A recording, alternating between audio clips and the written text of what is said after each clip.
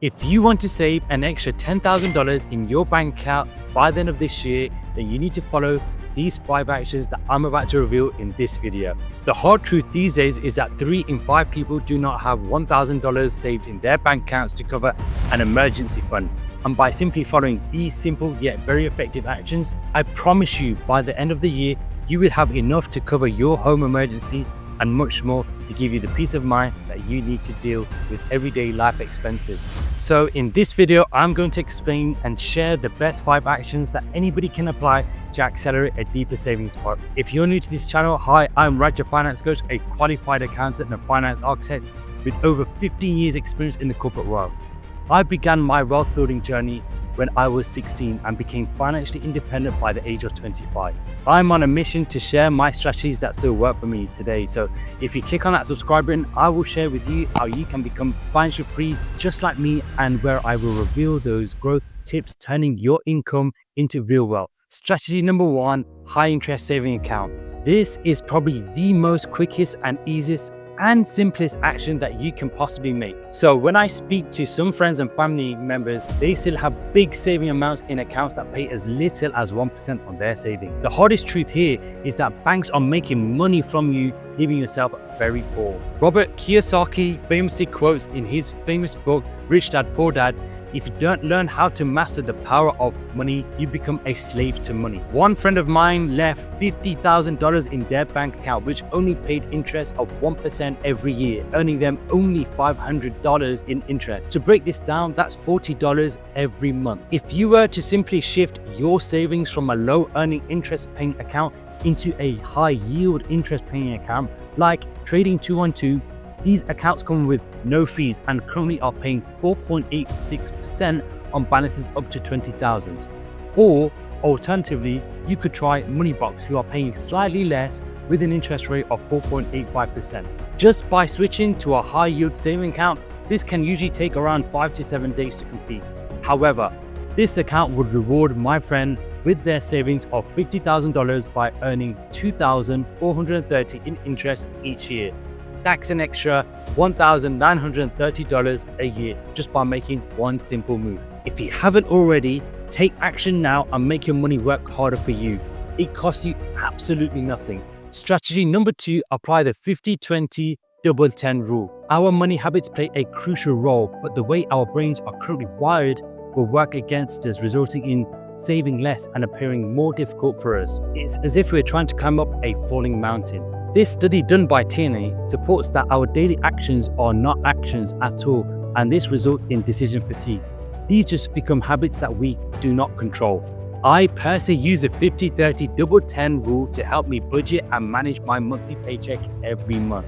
To break this rule down, I will use a $5,000 monthly paycheck to help explain how I would use this to meet my savings goals. In the 50% bucket, I would automate half of this of my monthly paycheck, so that's $2,500, towards necessities such as mortgage or rent payments, utilities, transportation, groceries, and bills. This should be enough to cover the necessities to pay for things that are more or less non-negotiable. The next 20%, I would use $1,000 towards any guilt-free spending on entertainment, such as going for dinner or drink, entertainment, holiday savings, or going to sporting events. Pretty much anything you enjoy doing, such as shopping, going to the gym, paying towards a Netflix or Spotify subscription. The next 10% or $500 of your paycheck should be paid into an investing account. If you're looking for an investing trading platform where there are no or little fees, I would recommend eToro. And just to be clear, they are not sponsoring this video. I just find that it is very friendly and intuitive to use. If you're somebody like me that just does not have the time to pick out the next flying stock like Amazon or Tesla, I would suggest investing into an ETF like the S&P 500, which on average has returned 8% on its investments every year. And the final $500 of your 10% paycheck should be paid into a savings account that acts as an emergency fund for those unexpected moments that life just throws at you. One day you could find that your car has broken down or that you experience a roof leak. Having these funds tucked away into a home emergency fund will help you to climb your way out of these tragedies that life puts you in. One big tip I would add here is going back to point number 1, is that you should place your savings into a high yield savings account so that you are rewarded for your savings each month. Research shows that people who are able to automate their savings are 4 times more likely to reach their saving goals more quickly in comparison to those who save their money on what's left over each month. Strategy number 3. Do you really need it versus do you really want it? If you're really serious about doubling your savings, then you need to be clear on whether you need something or whether you just want it. This so simple way of thinking helps you eliminate any regret purchases you've made. What's the one thing you've bought and found after a week or month later you regret buying? Please let me know in the comments. I recently came back from Greece on a family holiday and I was thinking about buying some new AirPods from the duty-free store. I came away from the duty-free store and after an hour I asked myself, do I really need these new headphones as mine already work? Or is it that I really just want these? It was the latter, and it was that I really wanted them as these were the latest edition. I refer to the biggest wealth killers, with the latest gadgets being one of them. You can watch this video just here. When going into any retail store, I try to refrain myself away from any impulse purchases. An impulse purchase is essentially taking an unplanned decision to buy a product or service. I have a habit of reminding my wife each time she enters a new Sephora store or cosmetic store. When we were moving home last year, she ended up throwing away so many skincare products. Just realizing how much she's actually spending and to not get sucked into any new skincare products that Kylie Jenner from the Kardashians has just launched. One strategy I always use to avoid buying things I don't necessarily need is to apply a 24-hour window to that new purchase. You set a 24-hour timer. You can do this either on your phone or keep this item in your basket before deciding whether you should make the payment for this new item. I've been doing this for 1 year and it stopped me from overspending every single time. I found that after the 24-hour wait period has elapsed, I quickly realized I don't actually need this item. Action number 4. Take up a new side hustle. When I was saving up for my first house, I was so driven to build up my level of savings so I could secure my deposit towards this new house. Without having the required funds available, I just simply knew having only one stream of income will take me a lot longer to save up for my first house. Being a qualified accountant, I did several tax returns for several clients of mine alongside bookkeeping, where I was making an extra $1,000 each month. I did this for over 2 years and this has helped me save more aggressively towards my goals.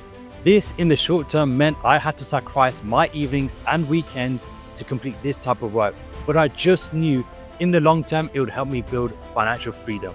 If you have a skill or passion, by identifying that one thing you're really good at, it could be perhaps you're great at tutoring, at web design, or even dog walking. Whatever this skill or interest may be, you could advertise your services and fit this around your schedule. There are some great platforms around these days where you could advertise yourself, such as local job listings or online platforms like Fiverr or Upwork, to find flexible work around you. You can commit a specific amount of your time each week. An extra 5 to 10 hours a week can significantly boost your income. If you picked up a part-time job paying you $15 to $20 an hour, if you work 10 hours a week, that's an extra $200 a week and an extra $800 a month. Just by pursuing something like this every month will quite quickly build up your savings, giving you great financial freedom to invest. Number 5, track your expenses. Now this is the most effective exercise you can do. It's called a year-end review. At the end of the year, you need to take your time out and consolidate all the items you bought on your debit and credit cards, and do this from top to bottom and really do a deep dive into each itemized expense. You can use a simple tracking sheet in Excel, and whilst going through this exercise, you should start to categorize your spend, such as transportation costs, food, entertainment, and so forth. When going through each itemized expense, you should be asking yourself